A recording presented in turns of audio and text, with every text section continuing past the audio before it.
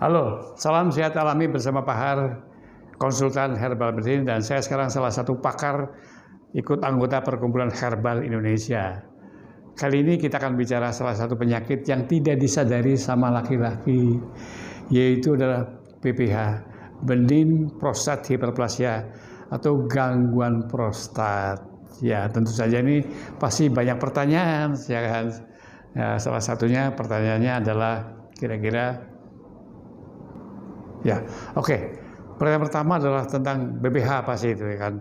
Jadi BPH adalah adanya pembengkakan prostat dan ini hampir laki-laki 90% setelah usia di atas 50 maka mempunyai risiko terjadi pembengkakan prostat.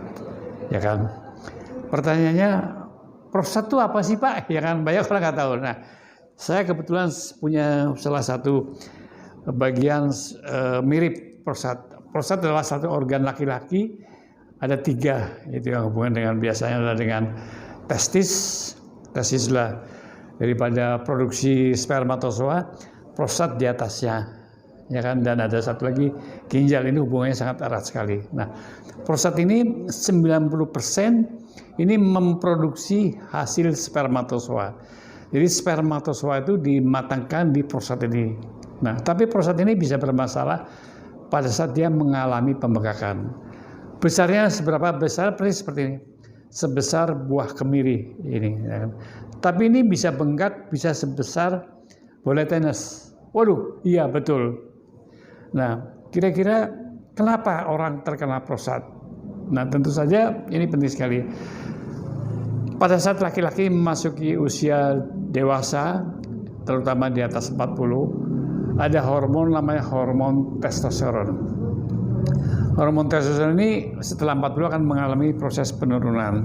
Nah, sebabnya apa? Sebabnya faktornya banyak. Salah satunya faktor karena lifestyle, gaya hidup, misalnya dia merokok, ya kan.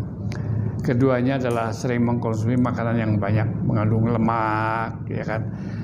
Dan ketiganya tanpa disadari adalah stres. Ini jadi banyak orang yang mengalami kalau stres ini adalah menjadi dominan, maka ini akan merubah sistem hormonal.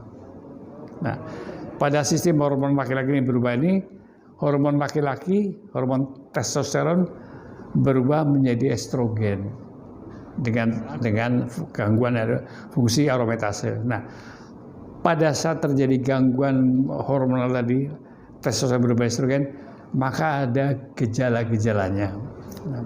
Ya kan? Ya. Gejala-gejalanya apa sih? Gejala-gejalanya orang mengalami gangguan prostat adalah pertama sekali, pada saat malam hari, kita sering kencing. Sebetulnya banyak minum sama nggak banyak minum nggak ada gangguan, tapi adalah sering banyak kencing. Baru sekali kencing langsung kencing lagi. Baru kencing lagi. Kenapa? Nah, ini saya kasih gambar ilustrasi. Ilustrasinya adalah kurang lebih demikian. Ya, ini adalah prostat kira-kira ini. Ini seni kita, ya kan? Dia akan gangguannya lah dia netes, ya kan, netes, dan netes ini terus, ya kan? Jadi apa? Karena terjadi apa? Terjadinya penyempitan. Di mana? Di sini. Nah ini. Pada saat dikejepit, maka dia air kencing dia akan terganggu, ya kan? Idealnya dia harus terbuka, ya kan?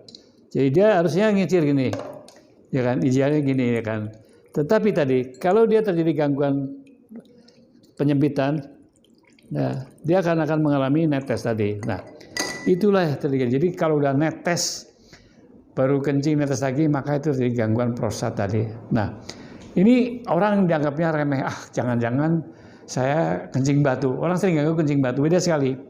Atau jangan-jangan saya diabetes. Kalau diabetes itu memang sering kencing juga, tapi berbeda sekali. Kalau prostat tadi kencingnya seperti terganggu tadi, netes.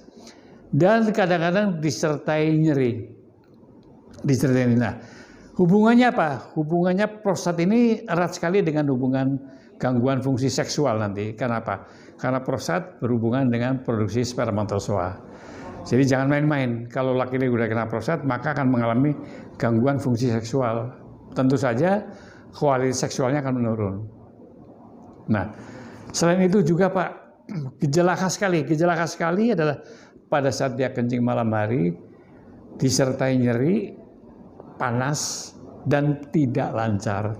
Baru aja kencing, baru tutup celana, langsung kencing lagi. Ini nah. Tetapi ternyata gangguan tadi tidak hanya pada perempuan saja, pada laki-laki saja. Perempuan juga sering terjadi namanya inkontinensia. Kalau perempuan ini juga karena pengaruh hormonal, namanya inkontinensia.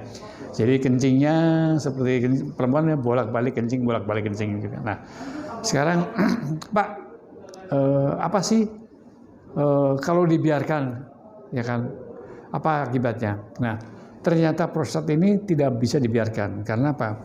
Karena ini bisa mengalami gangguan-gangguan dan dia biasanya kalau sampai tingkat yang sudah berkali, maka dilakukan operasi. Operasinya gimana? Operasinya tentu saja akan dimasukin alat di alat vital kita. Aduh, masuk nggak deh?